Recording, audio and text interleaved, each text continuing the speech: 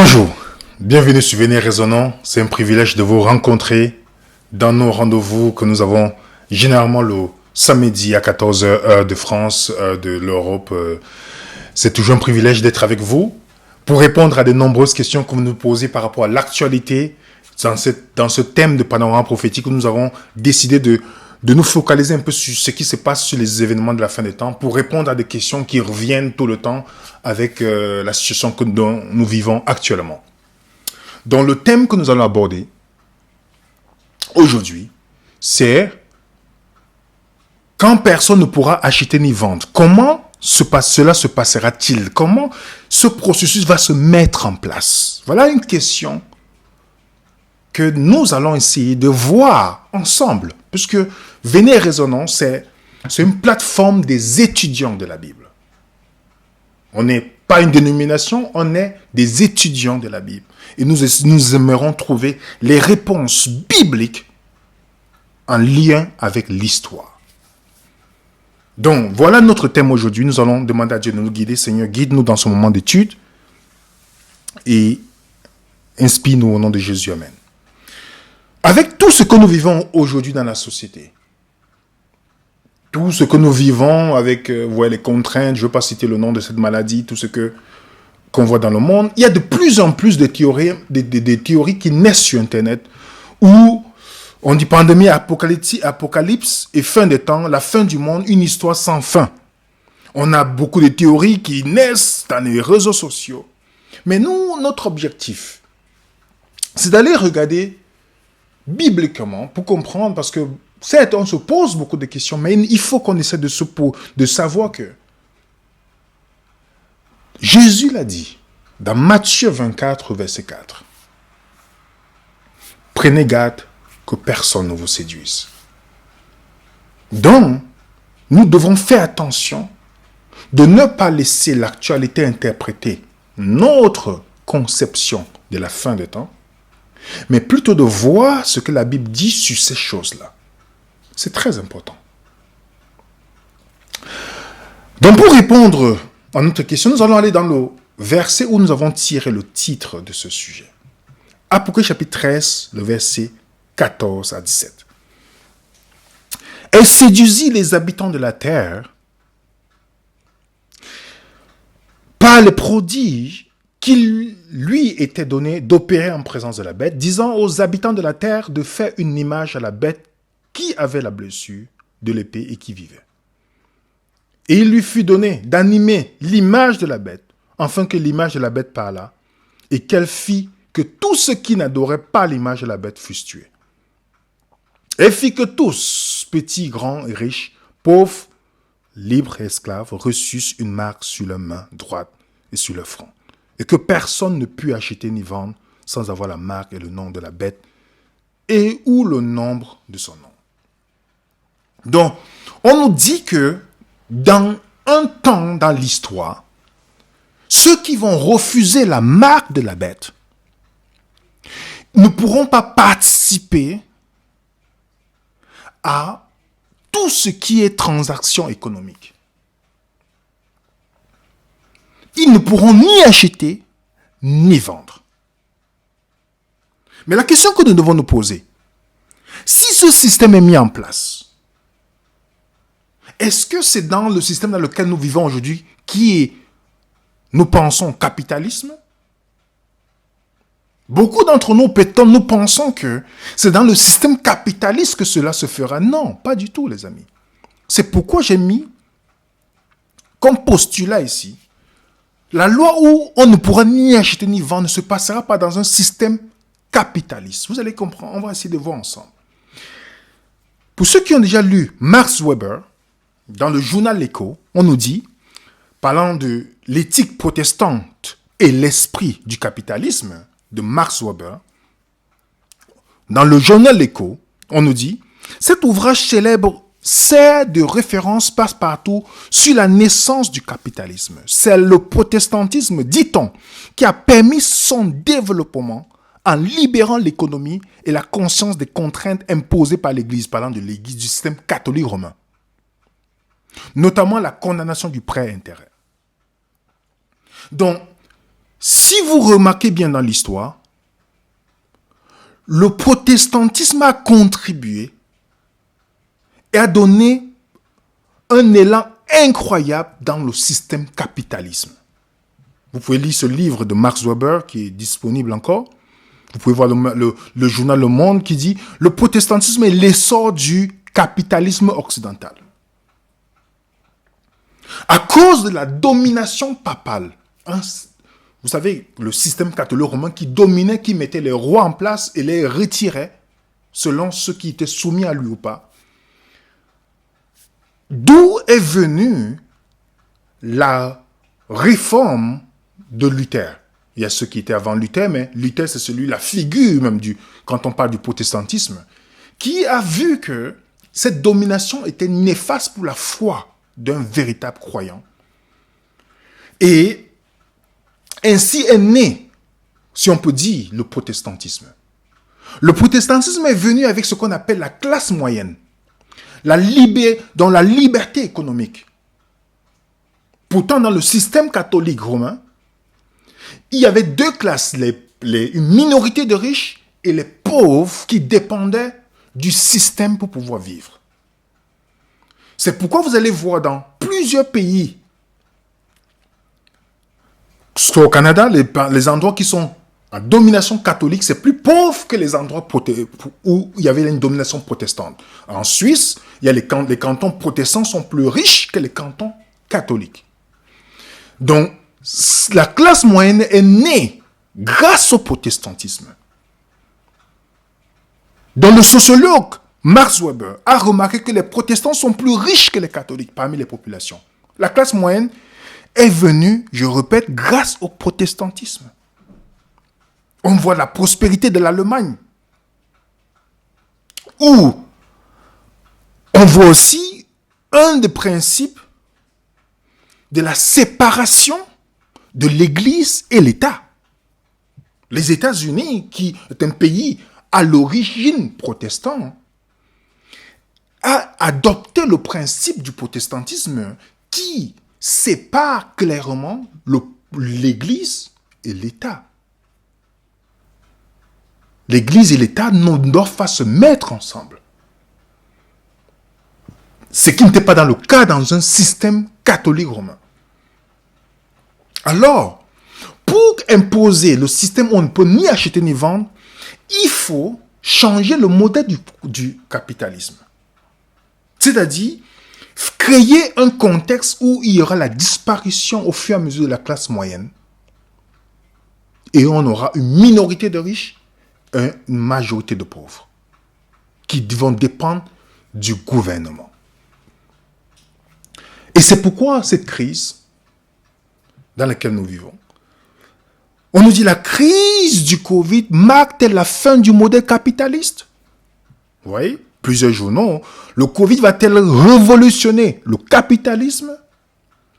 Et justement, c'est d'où est venue la notion de la grande réinitialisation par notre cher Klaus Schwab, du directeur du Forum économique, qui nous déclare, qui nous dit, pour obtenir un meilleur résultat, le monde doit agir conjointement, rapidement pour réorganiser les aspects de notre société et de nos économies.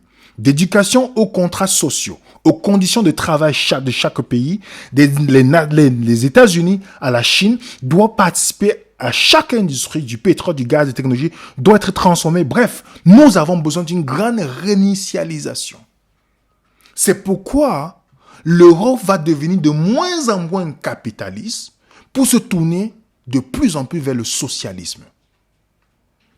Et vous allez voir que dans plusieurs pays, dans les élections qui se passent aujourd'hui, ce n'est plus ceux qui sont avec un accent capitaliste qui sont élus, mais ceux qui viennent avec une pensée socialiste. Parce que dans ce moment de la crise, la Chine est devenue une référence. Je vais vous expliquer, donc soyons patients parce qu'on va entrer dans notre sujet. Quand on lit par exemple dans France Culture, qu'est-ce qu'on nous dit? C'est le socialisme à la chinoise qui aurait permis de traverser une crise face à laquelle les démocrates occidentaux les démocraties occidentales seraient, elles, épuisantes. Vous voyez déjà? Et c'est pourquoi la Chine devient comme une référence pour les pays pour pouvoir lutter et combattre l'épidémie. On met en avant le socialisme chinois. Donc c'est dans un système socialiste que tout cela va se mettre en place. Dans le capitalisme, chacun est libre d'acheter et vendre. Il y a une liberté. Mais dans le socialisme, ça ne peut pas fonctionner.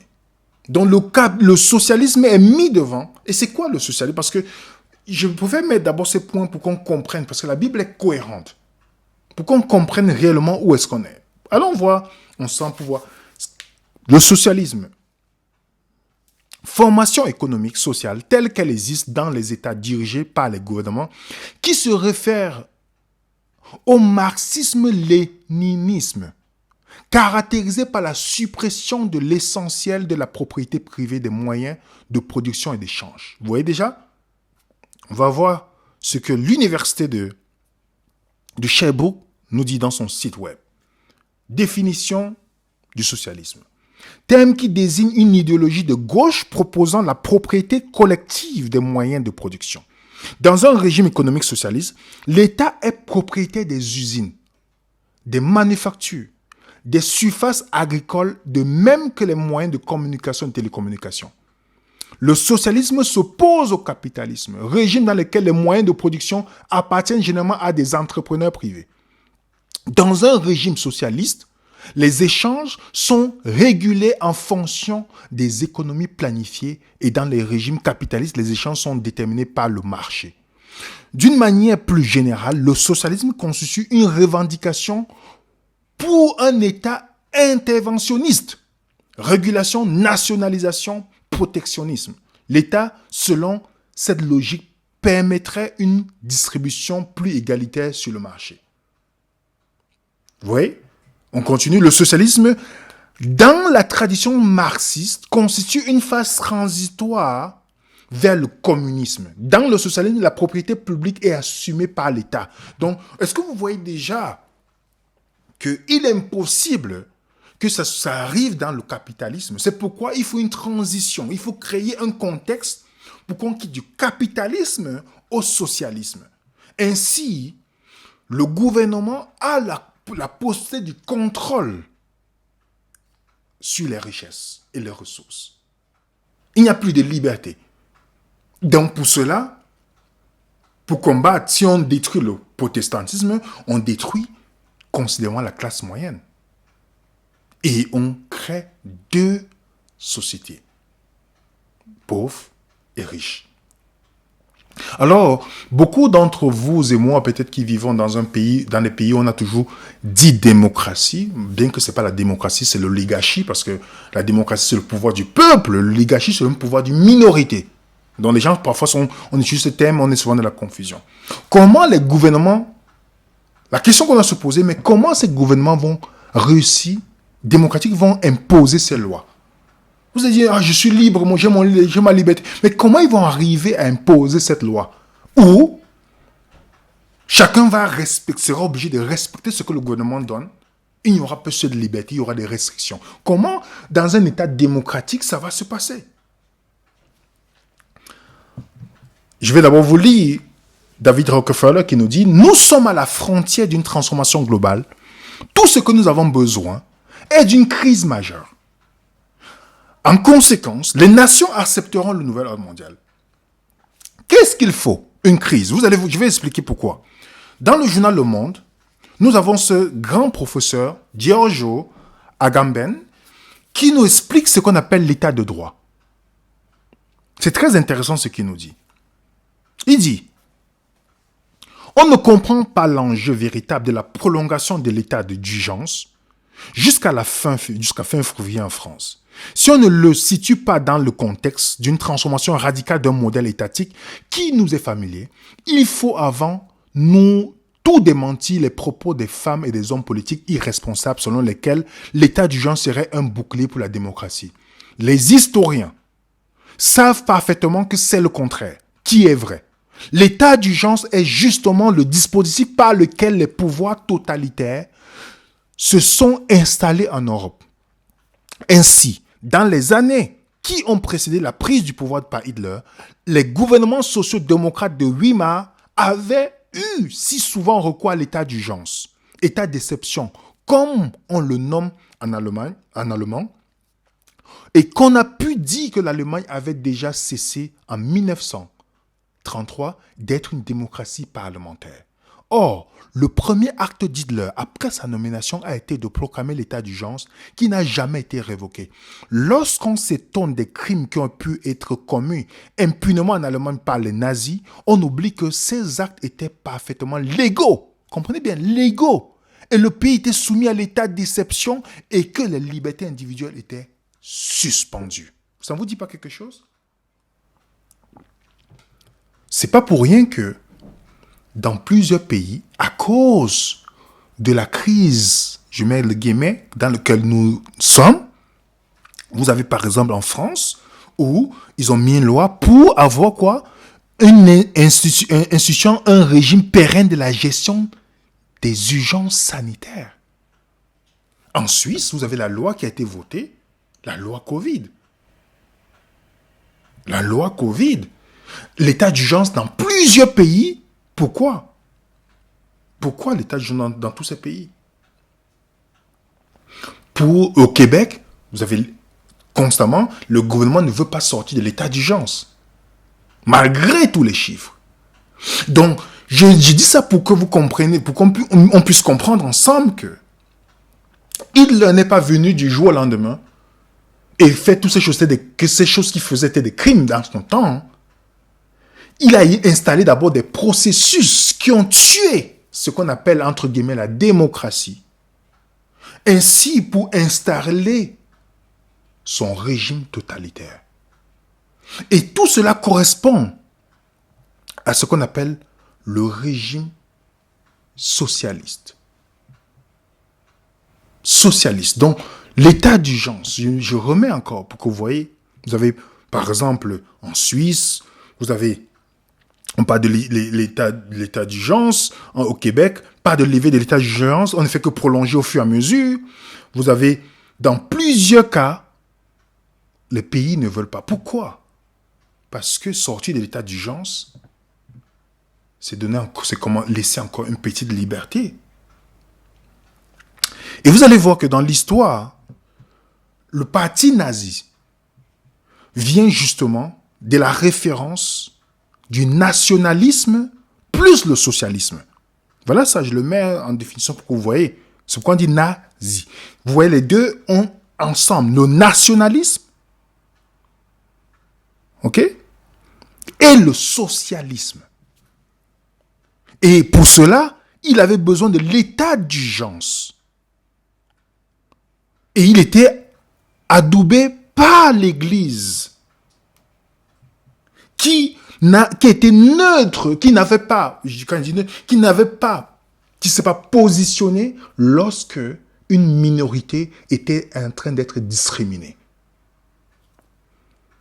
Et l'état d'urgence, il est installé, et c'était pas un crime de tuer un être humain parce qu'il était d'une région. C'était normal. Ce qui devait être anormal. Et lui-même, vous voyez, ça n'a pas choqué. Les gens des médias on n'en parle pas. Que ce pape était membre de la jeunesse hitlérienne. C'est connu. Je mets les journaux que vous connaissez. Donc, tous ces crimes-là sont passés aux yeux de toutes ces personnes. Alors, je vous rappelle, c'est pas pour rien que les dirigeants du monde sont tellement accrochés à l'état d'urgence. Aux États-Unis, pour qu'on puisse donner la possibilité, pour que le gouvernement puisse avoir la possibilité de pouvoir avoir accès à la vie privée des peuples, il a fallu plusieurs fois avoir accès quand il y avait les attentats.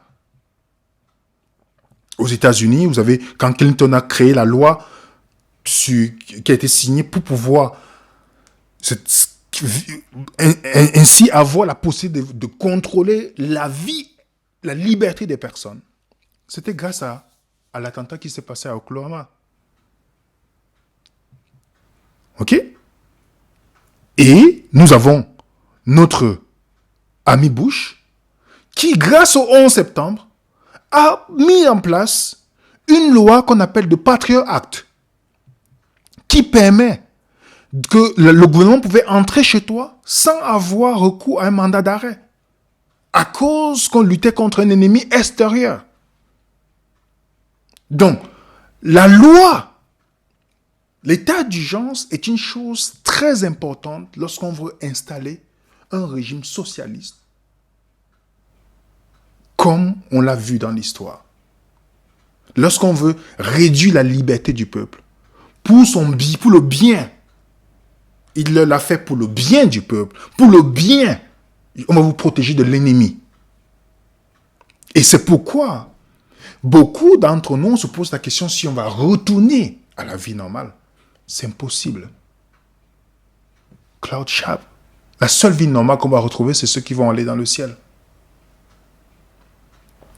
Beaucoup d'entre nous se demandent quand les choses reviendront à la normale. La réponse est courte, jamais. Donc, c'est parce que l'objectif n'est pas de sortir de l'état d'urgence, les amis. Ce n'est pas l'objectif. Donc, il n'y aura pas de fin.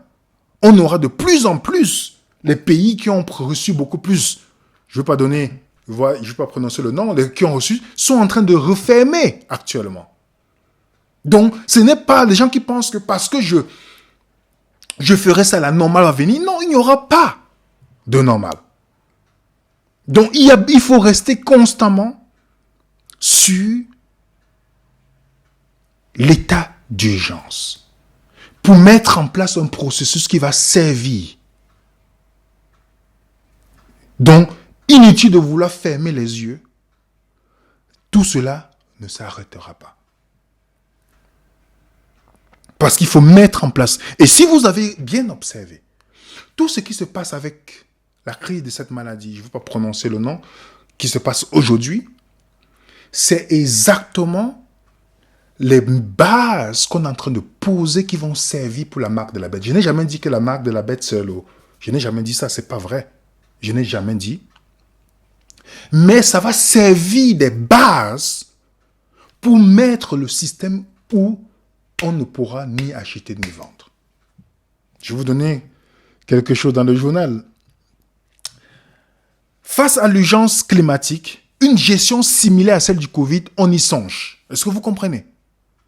Donc, le climat sera une chose très importante.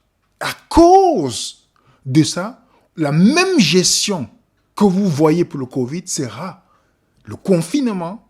Mais par contre, pour le climat, ce sera un jour où personne ne pourra rien faire. On va venir là-dessus dans les prochaines présentations.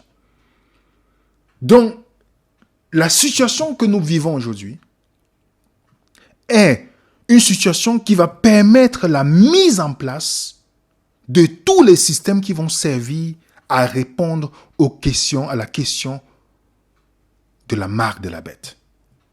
Tout ça, ça se met en place au fur et à mesure. Et c'est pourquoi, dans un système, comme je l'ai mis, cette maladie va permettre la mise en place de tous les outils nécessaires. Et si vous voulez voir ces outils, notre cher ami nous dit, l'endiguement de la pandémie de corona nécessitera un réseau de surveillance mondiale. Vous comprenez bien?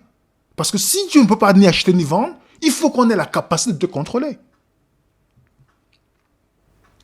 Nous examinerons à quoi ressemble le traçage des contacts dans le nouvel ordre mondial. Ça, c'est Dr. Kerry, qui en Australie, qui dans une conférence, qui est l'autorité de la santé publique là-bas. Un autre journal nous dit, nous avons seulement une surveillance peut nous sauver du Covid. Donc, on va commencer à vivre ce qu'on appelle le Big Brothers, où C'est pourquoi je vous ai dit, le modèle socialiste chinois c'est le modèle sur lequel tous les pays occidentaux qui étaient démocratiques vont se tourner. Et ils recommencent déjà à ressembler.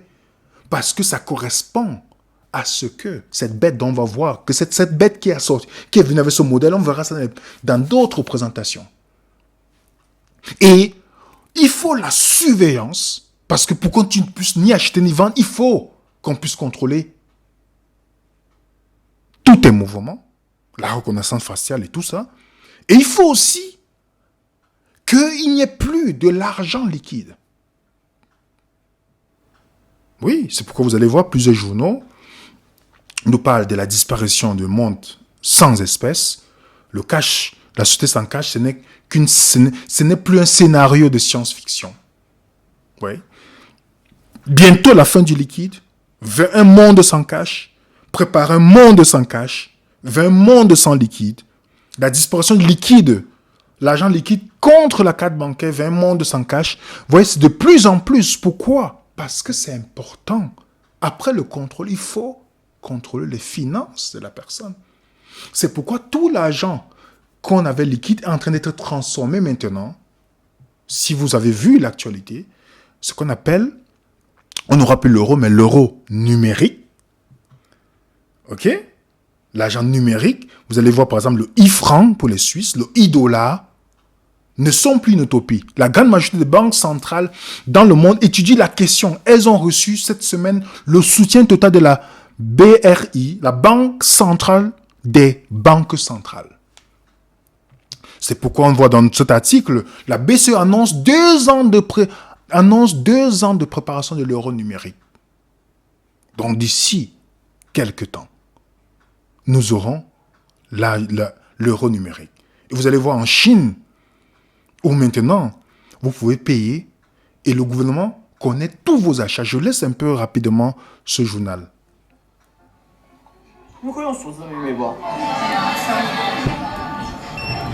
Huang Dan just paid with a new type of money at this pharmacy. That's because China's paper cash is going digital. The digital yuan is meant to be faster than using credit or debit cards on digital wallets like Apple Pay. Plus, there are other incentives, like 0 transaction fees for merchants, and one day it'll even work offline. But one major difference is that the digital yuan is 100% trackable by China's central bank. And when it's launched nationwide, it could impact not only citizens, but also foreign companies operating in the country. The central bank will know who's paying, how much they're paying, when they're paying, where they're paying, and then to analyze the patterns of payment. Donc, qu'est-ce qu'il nous dit? Que la banque centrale va savoir qui est-ce qui a acheté, où est-ce que ce que tu as acheté, qu'est-ce que tu fais. Donc, pourra contrôler. Et dans tout le documentaire que vous retrouvez sur YouTube, on va vous donner un certain montant qui peut expirer pour un temps. Donc, vous devez utiliser pour un temps. Et sinon, ce montant expire.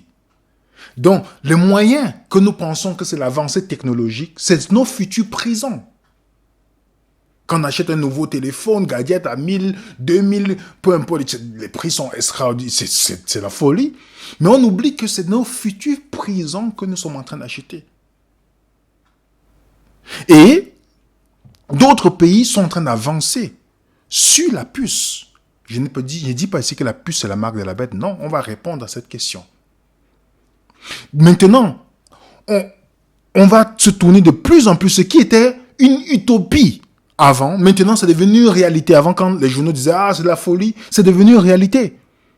La Suède et d'autres pays mettent en place. Pourquoi? Pour éviter, sur le bien d'éviter la fraude. Remarquez bien, c'est toujours pour votre bien. C'est toujours pour notre bien. Pour éviter la fraude. Et récemment, dans un forum qui nous parle de l'identité numérique. Dans ce forum, la FMI, la Banque mondiale et la Fondation Bill parlent de la carte d'identité numérique avec nos données médicales et financières. Je laisse quelques minutes. Vous pouvez trouver la vidéo. For a resilient recovery from COVID-19. We can take the moment of what's happening today to make some significant changes for digital transformation.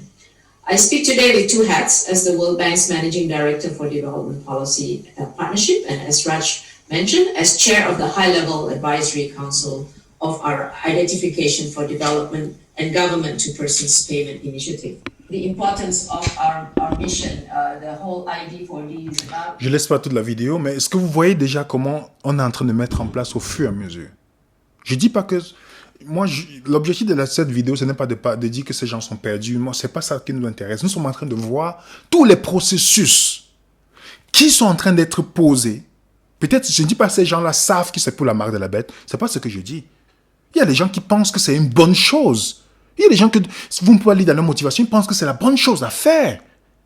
Pour le bien de l'humanité, il y a des gens qui font ça. C'est justement ce type de personnes qui peuvent être des outils de l'ennemi sans qu'ils se rendent compte. Donc, ce n'est pas... On n'est pas en train de dire que ces personnes sont perdues. Non, non, non, non, non, non. Mais tous ces systèmes, l'identité numérique, où on va lier votre carnet médical avec votre carte bancaire. Donc, imaginez si vous ne faites pas un rappel de quelque chose, qu'est-ce qui va venir? Si vous avez déjà un numéro de sécurité sociale, un numéro d'assurance sociale au Canada, ou AVS en Suisse, nous sommes en train d'avancer. Ça veut dire que si vous avez déjà ça, les gens qui pensent qu'ils vont fuir parce qu'on ne pourra pas les retrouver, ce n'est pas l'objectif de partir en campagne. Parce que si vous avez déjà eu ça dans votre vie, on pourra vous retrouver.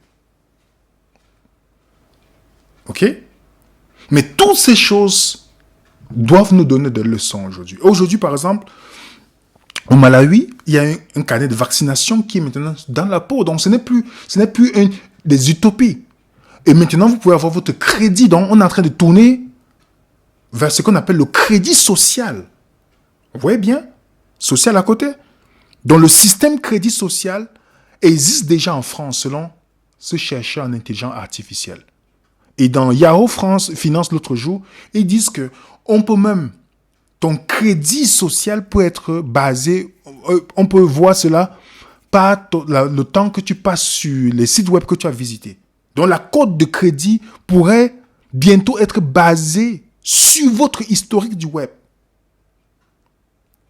Donc, quand tu pars à la banque, ton banquier connaît ta religion, il connaît ton parti politique, il connaît tout, ton empreinte, il connaît tout. Et dans ce processus où on va entrer dans ce régime qui va permettre qu'on pourra ni acheter ni vendre, l'individu, les pauvres ne posséderont rien du tout. Ils vont dépendre essentiellement. Regardez dans tous les pays, vous partez à Cuba, vous allez voir que vous pouvez vérifier le documentaire. Vous partez à Cuba, vous verrez que si vous élevez des bœufs, vous n'avez pas le droit de le manger. Vous devez le donner, vendre au gouvernement. C'est le gouvernement qui fixe le prix et qui mange. Les pauvres, vous n'avez pas le droit. Donc, dans ce régime, le magazine Ford nous dit un monde où rien ne nous appartient, bientôt en 2030. Donc, le gouvernement fournira tout ce qui est nécessaire pour nous. Dans le forum économique, on dit, tu seras heureux, donc tu n'auras rien, mais tu seras heureux. Donc, bref, c'est un monde où ta résidence, ton véhicule, tes appareils ne t'appartiendront pas. Et les gens auront un revenu universel. De plus en plus, les pays ne font que relancer la condition du revenu universel. En France, en Suisse, au Québec, au Canada, au Kenya, vous voyez, au Togo, on parle de plus en plus de revenus universels. Donc, quand le livre d'Apocalypse nous dit qu'on ne pourra ni acheter ni vendre, on parle de petit, grand, riche, pauvre, libre, esclave, Pas les esclaves ou la traite négrière, non, non, non. Ceux qui ont les dettes envers le gouvernement.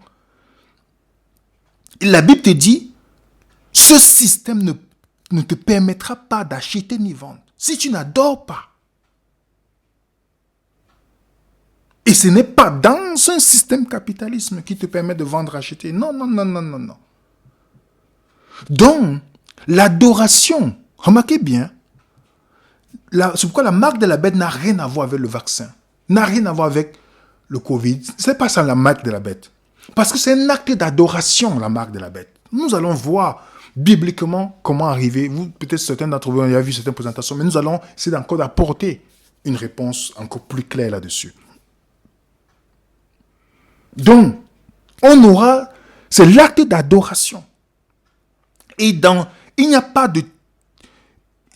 Pour arriver à l'acte d'adoration, où tu seras restreint dans ta religion, ça ne peut pas arriver dans le capitalisme. Parce que le capitalisme, c'est la séparation de l'État et l'Église. C'est dans un système socialiste, communiste. Parce que le capitalisme te laisse adorer. Te laisse, vous voyez, quand les États-Unis sont nés, tout le monde. Maintenant, on ne fait que restreindre. Si tu ne fais pas partie de la religion mondiale, tu es vu comme un hérétique. Si tu ne rejoins pas les autres dans l'écuménisme, tu es vu comme un ennemi. Donc le futur du monde, c'est dans le socialisme qui sera mis en place et par le contrôle de tout ce qui est financier. Parce que si tout l'argent devient numérique, comment est-ce que, si vous n'êtes pas un bon citoyen, on peut juste éteindre votre compte et c'est fini. Donc revenons à Apocalypse 13. Apocalypse chapitre 13 nous dit bien, quand ce qu'on a lu tantôt, ce serait une adoration forcée sur la base de la peur et non l'amour. Il y a une contrainte dedans. Les humains seront classés en catégories. Ceux qui ont la marque et ceux qui n'ont pas la marque de la bête. Donc la liberté et toute activité financière seront refusées à un groupe. On nous parle très bien de cette bête-là. On nous dit, il se mit dans quel système? Il se tint sur le sable de la mer, puis je vis monter de la mer, une bête qui avait 10 cornes. On va étudier ça, pas aujourd'hui. Mais je vous donne d'abord déjà, les prémices de ce que nous allons voir. La bête ici, là, nous avons vu avec les symboles bibliques qui ont été disponibles, qui seront aussi disponibles dans l'application Venez Raisonnant, que la bête, c'est pas une bête que vous allez voir, mais c'est synonyme de... Parfois, c'est un royaume. Parfois, c'est la plupart, on va voir c'est un royaume, un pays, on verra bien. On nous dit que la bête est assise sur la mer. La mer, la Bible t'explique c'est quoi la mer. Le symbole de la mer, c'est quoi? La prostituée que tu as vue, les eaux que tu as vues, sur lesquelles la prostituée est assise, ce sont quoi? Les peuples, les foules et les nations. Donc cette bête, qui est un système politico-religieux, parce que l'Apocalypse chapitre 17 te donne encore quelques détails sur cette bête. Quand vous allez pouvoir le voir, on nous dit dans l'Apocalypse 17, verset 9, c'est ici la persévérance de la sagesse. Les 7 têtes sont les 7 montagnes sur lesquelles la femme est assise. Je vous donne rapidement ces versets parce que nous allons introduire cela, la prochaine présentation. Parce que la bête, vous allez voir Apocalypse 13 et Apocalypse 17, c'est la même chose, mais les timings sont différents. On va expliquer ça. Dans Apocalypse 17, on voit bien qu'il y a la bête et la femme. Là, on voit vraiment les deux fonctionner ensemble. Et cette femme, la femme dans la Bible, parce qu'on dit la femme sur lesquelles... les 7 têtes sont les 7 montagnes sur lesquelles la femme est assise. Si on vous dit les 7 montagnes, la femme, c'est quoi dans la Bible? Nous avons vu ensemble que la femme, c'est l'Église. Oui, la femme, c'est l'Église dans la Bible. Nous avons déjà vu ensemble que la femme, c'est l'Église. Donc, si on nous dit que cette femme est sur cette montagne, posez-vous la question. Quelle Église est située? Quelle Église qui est politique en même temps religieux est situé dans une ville qui a 7 montagnes. Je ne veux pas répondre maintenant. Je veux donc dire, si vous allez vérifier la ville aux 7 montagnes, vous regardez la ville dans le monde, les villes qui ont 7 montagnes, et vous me dites quelle église qui est connue d'une manière universelle, qui est située dans une ville qui a 7 montagnes. Les gens avaient écrit ça, ce système n'existait pas encore. Et un autre point, la femme que tu as vue, c'est la grande ville. Remarquez bien, c'est la grande ville qui a la royauté sur les rois de la terre. Donc cette femme, c'est une grande ville. Elle est située dans une grande ville qui domine les rois de la terre, qui impose sa marque. Ok? Donc, la bête qui va imposer aux gens d'acheter ni vendre n'est pas une personne. C'est un système politico-religieux qui va imposer cela et qui va créer, par ce processus, créer une classe supérieure de ceux qui sont bien placés dans l'industrie de la politique, qui va paralyser la classe moyenne sur le plan économique, de sorte qu'elle n'ait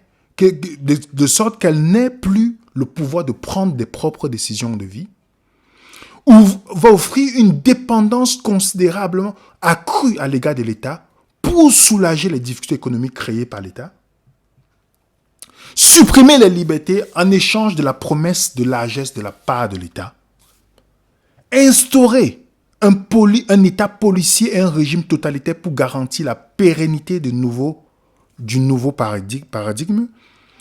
Une fois que les contrôles seront pleinement mis en œuvre et que la population sera devenue dépendante du nouveau système, commencer à supprimer ces droits qui ont été promis. Donc les mauvais élèves ne pourront pas survivre et vivre dans ce système. Une fois que on a mis, ok, on va vous donner l'argent, un revenu universel, on va vous donner tous ces points-là, oui, vous allez avoir cette maison, mais ça appartient à l'État. Maintenant, si vous n'avez pas fait ceci, on supprime. Donc, si on se pose la question, quel système va permettre la mise en place où on pourra en y acheter? Vous avez déjà la réponse. C'est pourquoi nous sommes en train d'aller tout droit vers ce système. Si on vous disait, il y a cela 2 ans qu'on serait en train de vivre ce qu'on vit aujourd'hui, il y a beaucoup de personnes qui n'allaient même pas croire. Qui n'allaient même pas croire. Mais toutes ces choses, aujourd'hui qui se dessinent sous nos yeux, Dieu le dit pour notre bien. Et ceci, et quand nous vivons dans une société comme ça, nous ne devons même pas avoir peur. Parce que c'est déjà on connaît déjà la fin du match. Nous devons être rassurés. Parce que c'est pourquoi les croyants de la fin des temps feront tout pour ne pas dépendre du système. C'est pourquoi vous allez voir que Dieu a toujours poussé ses enfants à une autonomie qui est possible si vous vivez en campagne ou retiré de la vie, vous avez une autonomie parce que ça permet de ne pas défendre du système. Il y a beaucoup de personnes sur le coup de la pression, sur le coup de perdre ou telle maison, se vont céder. C'est pourquoi vous voyez, Apocalypse chapitre 13 est clair là-dessus. Ce sera forcé par tous les moyens possibles. Et si les gens pensent que ce sera difficile comme aujourd'hui, non. Vous allez voir que beaucoup de personnes vont adhérer à la marque de la bête parce que ce ne sera pas une chose qui est assez difficile à accepter. Plusieurs personnes vont adorer, vont accepter. Malheureusement. Donc, dans quel système on ne pourra ni acheter ni vendre? Nous sommes en train d'assister à la base de ce système. Parce que bientôt, quand l'argent liquide va disparaître, c'est pas, vous voyez, on a vu, c'est pas pour longtemps. Hein. Et que de plus en plus, parce que chaque fois qu'il y a l'état d'urgence, toutes les lois qui sont décrétées ne sont jamais retirées. ça continue, on ne fait qu'à ajouter jusqu'à ce que le citoyen devient esclave. Et la Bible nous avait déjà dit toutes ces choses-là. Et c'est pourquoi ce sera une chose universelle. Parce que cette bête est universelle. Son système est universel. Et les gens se disent, mais l'Afrique serait épargnée. Non. L'Afrique, ce sera le côté le plus facile pour l'opération de ce système. La première chose à détruire ou à enlever, c'est la résistance des Occidentaux qui sont attachés au principe de la démocratie. C'est pourquoi vous voyez l'Afrique encore en vacances par rapport à ça. Parce que ça va aller très vite parce qu'à la tête de plusieurs pays africains, c'est ceux qui sont au service de l'oligarchie mondiale. C'est ça. C'est pourquoi ça ne sera pas un gros problème. Mais il faut d'abord détruire, éliminer la résistance des Occidentaux qui sont attachés à la démocratie. Une fois que le problème est réglé, toutes les autres choses vont suivre. Donc si vous voulez savoir à quoi va ressembler le futur dans plusieurs pays, regardez la Chine. Regardez la Chine. Parce que c'est le modèle qui va permettre la mise en place de systèmes qui va mener la marque de la bête. Et ce modèle n'a pas été créé par la Chine. Ça a été créé par cette bête-là. On va voir cela ensemble. Ça a été créé par cette bête dont la Chine est un élève. Comme vous voyez Cuba a été formé par cette bête. Je vous montrerai tout cela la prochaine fois. Donc, pour répondre à notre question, tout ce que nous voyons aujourd'hui, qui était une illusion pour beaucoup de chrétiens lointain, ça se dessine devant nous. Donc, de la même manière qu'aujourd'hui, certains types de personnes, à cause qu'ils refusent ou telle chose, ne peuvent pas avoir accès à quoi que ce soit, réfléchissons. Lorsqu'on viendra sur la marque de la bête, ça sera pire. Pire, parce que les êtres humains seront déjà habitués à voir l'autre comme un ennemi, celui qui n'adhère pas à la parole officielle. Donc c'est pourquoi nous devons remercier Dieu parce que on n'est pas surpris. C'est pourquoi vous allez voir de plus en plus dans les journaux les appels à résoudre le problème climatique qui va faire partie de nos présentations. Vous avez Pelosi qui nous dit que la lutte contre le changement climatique est une question religieuse. Vous voyez?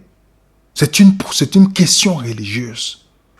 Ce n'est plus une question, c'est pas une question, c'est une question religieuse. Dans le 18 novembre où elle a déclaré cela, la présidente de la Chambre des représentants, Nancy Pelosi, a déclaré lors de la conférence de presse que le mouvement pour le changement climatique est une question religieuse. Donc il faut apporter une réponse religieuse. C'est impressionnant, les amis. Pour ceux qui pensent que la marque de la bête, c'est un vaccin ou c'est une puce, ils sont très loin de l'objectif parce qu'on est en train d'appeler la marque de la bête, c'est quelque chose qui va venir, ce sera sur l'adoration, le conflit sera sur l'adoration. Dans ce journal catholique romain, en 2020, qui nous dit l'engagement des démocrates de ne pas permettre la liberté religieuse de servir de couverture à la discrimination pourrait signifier la restriction majeure à la liberté religieuse, dans lesquelles impliquant la sexualité et le caractère sacré de la vie. On ne va pas tolérer la minorité. Vous voyez ça? Il y a une loi que les démocrates, une fois qu'ils sont arrivés, parce que ils sont dans le socialisme, une fois qu'ils sont arrivés, ils ont dit non. Ceux qui vont dire, oui, on est discriminé, ils vont mettre une loi en place où quelqu'un ne pourra pas dire, non, je suis discriminé. Non. Si tu n'appartiens pas à la majorité, tu es un ennemi et tu vas devoir aller t'expliquer pourquoi tu ne suis pas. C'est pourquoi la Bible nous dit que les croyants seront amenés dans les cours de justice pour justifier leur foi. Luc 11. Ils seront amenés parce qu'ils vont vouloir s'attacher à un principe de liberté religieuse. On va dire, viens ici, dis-nous pourquoi tu ne fais pas ça. D'où l'importance de connaître sa Bible pour soi-même. C'est pas, vous n'allez pas mener votre pasteur là-bas, puisqu'il sera déjà peut-être dans l'écuménisme. Et s'il est pasteur et qu'il refuse cela, il sera aussi dans la persécution. Il n'aura même pas le temps pour vous. Donc chacun d'entre nous, donc toutes ces choses se mettent en place au fur et à mesure. Donc la question de cette maladie que nous sommes, ce n'est pas l'objectif. Il y a un objectif que la bête a derrière. Elle va se servir de tout ce qui se positionne, qui se met au fur et à mesure. Elle va se servir de cela pour amener son agenda ultime, imposer la marque de la bête au monde entier. C'est pourquoi ça sera mondial. Et remarquez bien ce que Nancy Paul ici a dit. Pelosi, excusez-moi, elle a dit, la réponse, c'est une réponse religieuse. Donc restez connectés, les amis, pour la prochaine présentation, où nous allons, au fur et à mesure, voir pourquoi il dit que c'est une question religieuse. Qui est la bête? Toutes ces questions qui viennent de plus en plus, nous allons essayer de voir ensemble, par la grâce de Dieu. Merci d'avoir pris le temps de regarder cette vidéo. Nous prions le Seigneur que nous ne fermons pas les oreilles par rapport à ça et que nous puissions dire, Seigneur, aide-moi à les regarder et être rassuré que tu es au contrôle de toutes choses. Pas de sens que Dieu, c'est Dieu qui fait ces choses. Non, dans le sens que Dieu n'est pas surpris par tout ce qui se passe. Et nous devons avoir la garantie. C'est pourquoi la Bible te dit, ceux qui ne vont pas recevoir la marque de la bête, ils seront quoi? Ils seront inscrits dans le livre de l'agneau. Donc si vous êtes inscrits dans le livre de l'agneau, vous pouvez rester dans la paix et faire confiance à Dieu. Parce que lui, c'est lui qui combat pour chacun d'entre nous. Ce n'est pas notre combat. Mais tout ce qu'il nous demande, de laisser faire et nous donner la possibilité de connaître des choses. Pas pour répéter l'histoire, mais de pouvoir nous préparer. Parce que nous sommes les étrangers et des voyageurs sur cette terre. Que Dieu nous aide et qu'il nous bénisse. Et qu'il vous bénisse aussi. Tous ceux qui nous regardent, n'hésitez pas de mettre un coup de pouce sur cette vidéo, de partager. Parce que cette présentation, nous sommes dans cette partie, mais il y a beaucoup d'autres choses que nous allons partager très bientôt par la grâce de Dieu. Donc voilà pour répondre à votre question. N'hésitez pas à être connecté sur Zoom cet après-midi à 16h. Nous allons voir avec un invité qui va nous expliquer les premiers kits de santé qu'il faut avoir lorsqu'on ne pourra ni acheter ni vendre. Nous vous invitons à être présents. Que Dieu vous bénisse abondamment. À très bientôt sur Venez Raisonnons.